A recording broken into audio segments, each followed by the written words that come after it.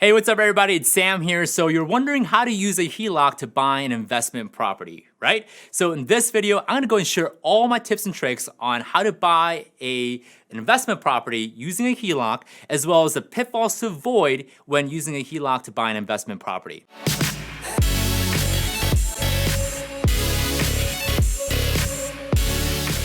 Hey, what's going on everyone? This is Sam Kwak, one of the Kwak brothers, real estate investor, and you want to buy an investment property. Well, first of all, congratulations on that decision because not a lot of people want to buy an investment property or they don't know why they should, right? Because you and I know that we can build net worth, cash flow, income, all sorts of amazing things. So chances are, if you're watching this, you are an amazing person. But you know what's also amazing is clicking like on this video and helping us out with our YouTube algorithm, because it really does help us get this video out to as many people as possible. So go ahead and click on like on this video. It does help us a lot. Now, before we get to the main strategy part of this video, I do want to give you a word of caution as well as pitfalls to avoid when using a HELOC. First of all, I am not a financial advisor. I am a real estate investor. I've been buying properties and selling and so on. So make sure you understand that I'm not giving any sort of financial advice. This is primarily my opinion as to how I would acquire properties as well as how I've been doing it. One of the word of caution or the warning that I would give you guys is if you already have a HELOC or you're looking to get a HELOC,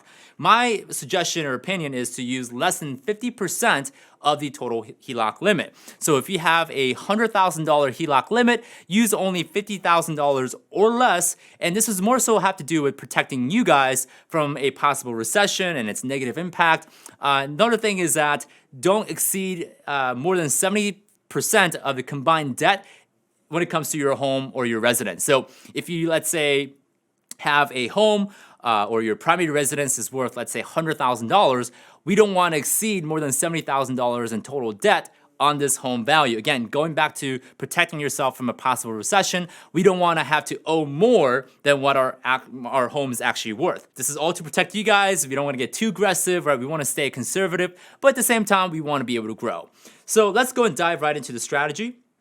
And as you guys know, I love illustrating, I love drawing, so make sure you guys can see this. Let's say we have a HELOC limit of $100,000. So a HELOC works very similar to a credit card, so we have limit. And just like what I alluded to earlier is that we don't want to exceed more than 50% of the usage on the HELOC limit when possible. So we're going to go ahead and take that $100,000 limit and buy a rental property, an investment property, at $50,000. Now, I know some of you guys who live in California or New York, you might be saying, well, that's impossible. There's no properties worth $50,000 around here. Where do we get that? Well, chances are if you are in California or New York or some of these highly appreciated states, you're probably going to have a higher HELOC limit anyways. So half of higher HELOC limit could mean that you can buy a larger priced rental property or investment property. So stick with me here. This is just an example. If you do end up buying a $50,000 property, chances are you might run into those in Illinois, Iowa, Ohio, Indiana, mainly in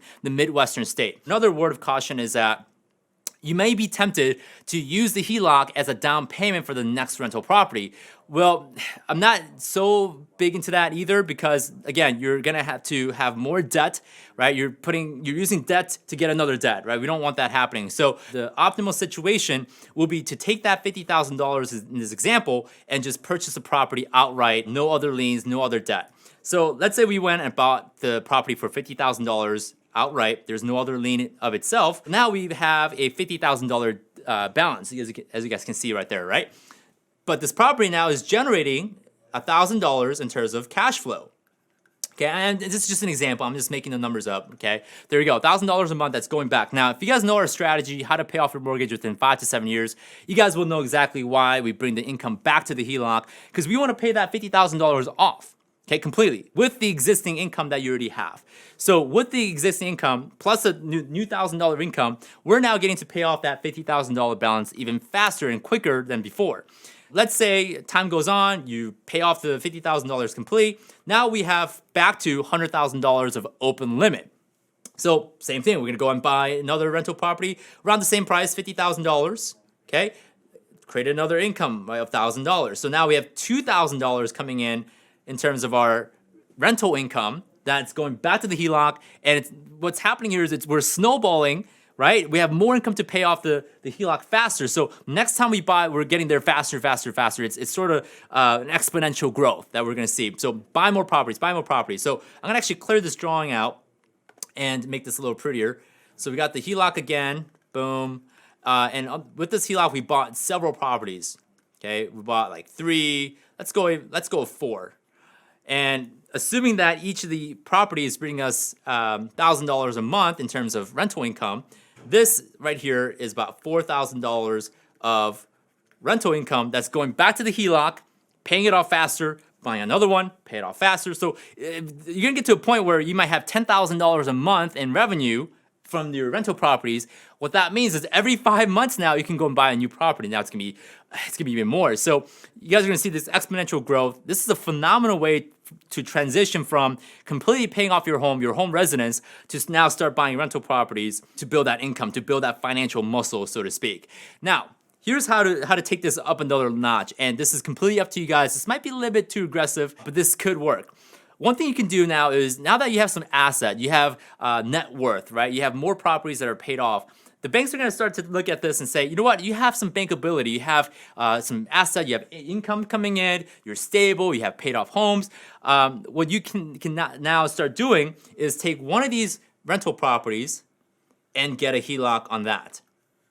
Okay, I know some people might say, well, isn't that impossible? Like, you can't get a HELOC on a rental property. Well, it's true, you can get a HELOC on a rental property, but what tends to happen is that the banks are gonna look at your overall financial situation. They wanna see that you have a lot of assets, you have a lot of liquidity, they wanna see that you paid off a lot of things. They also wanna see your experience, right? Because you have some experience now, right? That's pretty good. So you'll be able to get a HELOC on a rental property. Chances are not as a big of amount, but you can still end up getting a good chunk of a HELOC on your rental property. Now, with this HELOC, we can sort of have its sub-strategy. Now we can go and use this HELOC to buy more rental properties. Look at that. Boom, right? And all the income from the rental property is going back to this HELOC to pay this off, right?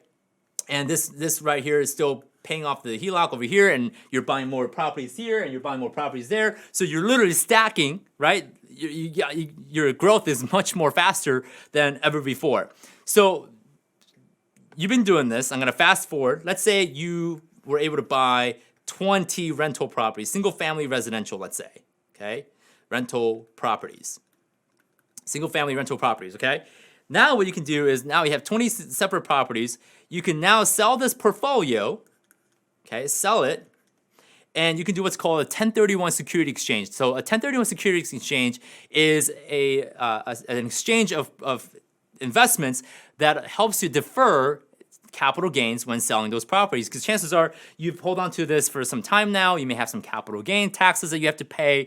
So what you can do is sell the property, 1031 exchange, to perhaps a 20 unit. You guys see that? 20 unit apartment. So you went from 20 separate doors, 20 separate properties, to one roof, 20 unit apartment building, and you deferred your capital gains taxes. So you're taking the proceeds from your 20 properties and rolling it into a 20 unit apartment building. All free and clear. You guys see where I'm going with this? So this is pretty cool. So this means that less management costs, less of maintenance costs, because everything's under one roof. It's using one water heater or separate water heaters, but it's easier to manage one property. It's got 20 tenants living in it versus 20 separate properties with 20 separate tenants. So this is gonna be a phenomenal way for you to sort of transition to finally becoming financially free. You could start taking vacations. You can spend more time with your family. This is a phenomenal retirement strategy. Going from having a small, one little rental property to having 20 unit apartment building in a very conservative fashion. We're not going too crazy. We're not going too aggressive. We're using debt in a smart way. We're not going past 50% of the limit with the HELOC. We're making sure that we're not like leveraging to get leverage, meaning we're not using debt to getting more debt. We're making sure that we're staying $50,000 in debt at a time. So this is a fairly conservative way to buy investment property using a HELOC. So if you've been wondering, how do I use a HELOC to start growing? How do I use a HELOC to start buying an investment property? Boom, there it is, right? From going one rental property to 20 units. Of course, I know some of you guys are gonna do way more than 20 units, right? You guys are gonna go 40 units, 50 units, which is awesome. I hope that you guys do. So yeah, I hope this illustration kind of give you an idea what's possible using a HELOC to buy an investment property or using a HELOC to buy a rental property in general. So if you guys learned something here in this video, go ahead and click like on this video if you haven't already. Be sure to subscribe to our YouTube channel and hit the bell icon so that you get notified for more videos about real estate investing, using a HELOC, and ultimately growing your cash flow empire. So guys, thanks for watching and tuning in. I'll see you guys in the next video.